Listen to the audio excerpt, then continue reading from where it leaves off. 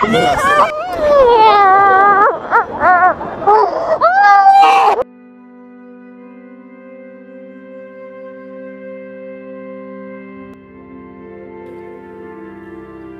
Viewers, আপনারা সকলেই কেমন আছেন? আসলে আজকে এইটা একটা অবান্তর প্রশ্ন। আসলে দেশের কেউ ভালো নেই। মাইলস্টোন কলেজে যে বিমান দুর্ঘটনাটা ঘটেছে উত্তরায়, সেটা আসলে সকলের হৃদয়েই রক্তক্ষরণ ঘটিয়েছে। আপনারা অনেকেই ক্যাপশন দেখে এই ভিডিওটা দেখতে এসেছেন। আমি আসলে এই ভিডিওটা নিয়ে কিছু বলতে চাই। গতকাল সোশ্যাল মিডিয়ায় ঢোকা খুব কষ্টকর হয়ে যাচ্ছিল। কার কেমন লেগেছে জানি না, আমার প্রচণ্ড খারাপ লেগেছে। বিমান দুর্ঘটনার খোঁজ নিতে গিয়ে এমন এমন ভিডিও ফুটেজ সামনে এসেছে যেগুলো আসলে সহ্য করার মতো না। প্রচণ্ড কষ্টে হৃদয়ে রক্তক্ষরণ ঘটেছে দেশের প্রতিটি নাগরিকের। এত কষ্ট লেগেছে যা ভাষায় প্রকাশ করার মতো না। এই ভিডিও নিয়ে যে কথাটা বলবো, যে এত কষ্টময় ভিডিওগুলো, এত বিভৎস ভিডিওগুলো দেখে হৃদয়ে যখন রক্তক্ষরণ হচ্ছিল, সত্যি সহ্য হচ্ছিল না। একের পর এক এমন বিভৎস ভিডিও যখন সোশ্যাল মিডিয়ায় বারবার আসছিল, জানি অনেকের হৃদয়ে রক্তক্ষরণ ঘটে গেছে। অনেকের কি বলবো, অনেকের জীবনটাও থমকে গেছে। কেউ সহ্য করতে পারতেছিল না এই ভিডিওগুলো। তবে এই যে পাশের ভিডিওটা, এই ভিডিওটা যে ধারণ করেছে তাকে অসংখ্য ধন্যবাদ, অসংখ্য ধন্যবাদ। কারণ এত কষ্টের মাঝে, এই হৃদয় রক্তক্ষরণের মাঝে এত ক্ষত বিক্ষত চিত্র দেখে আসলে যারা সন্তানের বাবা, সন্তানের মা, তারাই জানে কতটা কষ্ট লাগতেছিল। বা যাদের ওইরকম ছোট ছোট ভাই আছে, বোন আছে। তবে এই ধরনের ভিডিও, যে সন্তান অক্ষত অবস্থায় খুঁজে পেয়েছে, এই ভিডিওগুলো যখন সামনে এসেছে, এই ক্ষতবিক্ষত হৃদয়ে কিছুটা হলেও প্রশান্তির ছোঁয়া দিয়েছে। তার জন্য ভিডিওগুলো যারা ধারণ করেছে তাদেরকে অসংখ্য ধন্যবাদ জানাই। কি অনুভূতি দেখুন এই মায়ের। আমি কথা বাড়াবো না, আরেকটু দেখি। যদিও ভিডিওটা অনেকেই দেখেছেন, তবে যারা দেখেননি তাদের জন্য, যাদের এখনো ক্ষত রয়েছে হৃদয়ে, জানি এই ক্ষত দীর্ঘদিন থাকবে, কোনো দিন এই ক্ষত শুকাবার নয়।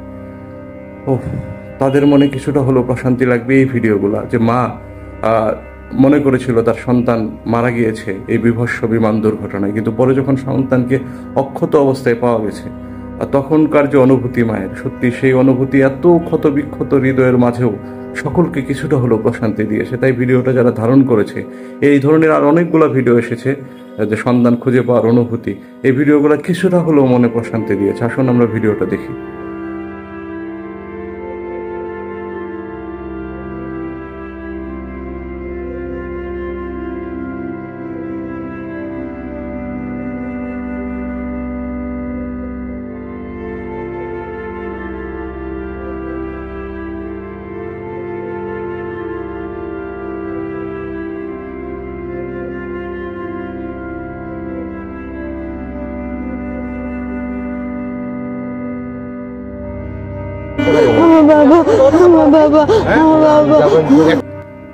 আহারে মায়ের অনুভূতি, যে সন্তানগুলো অগ্নিদগ্ধ হয়ে মৃত্যুবরণ করলো।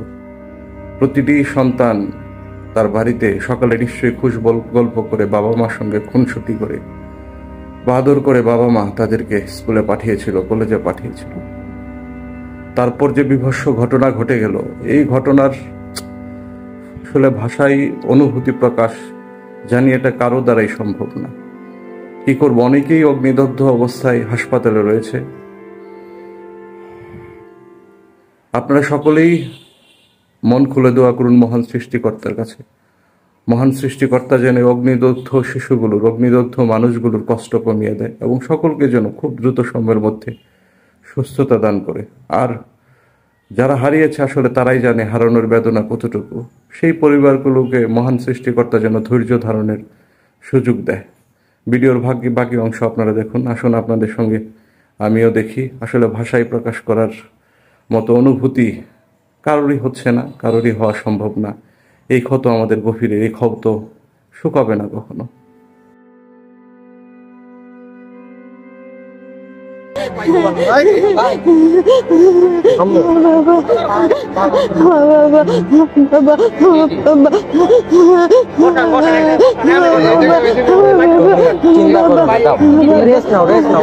ওরা সবাই ভালো আছে, তোমার ফ্রেন্ডরা সবাই ভালো আছে। একটা ফ্রেন্ড মারা গেছে।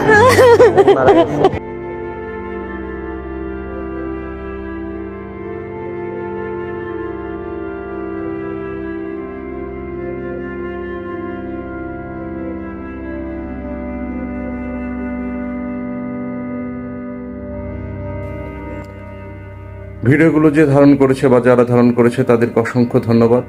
অক্ষত অবস্থায় সন্তান ফিরে পাওয়ার এরকম আরও কয়েকটি ভিডিও আমরা দেখেছি। এত কষ্টের মাঝে, হৃদয়ের এত ক্ষতর মাঝেও এই ভিডিওগুলো আমাদেরকে প্রশান্তি জুগিয়েছে। অগ্নিদগ্ধ শিশুগুলো সুস্থ হয়ে বাড়িও ফিরুক, মহান সৃষ্টিকর্তা যেন তাদের সহায় হন, সেই ভিডিওগুলো আমরা দেখে কিছুটা প্রশান্তি নিতে চাই। শত কষ্টের মাঝেও সকলেই ভালো থাকুন, ভালো থাকার চেষ্টা করুন, নিরাপদে থাকুন। ধন্যবাদ সবাইকে।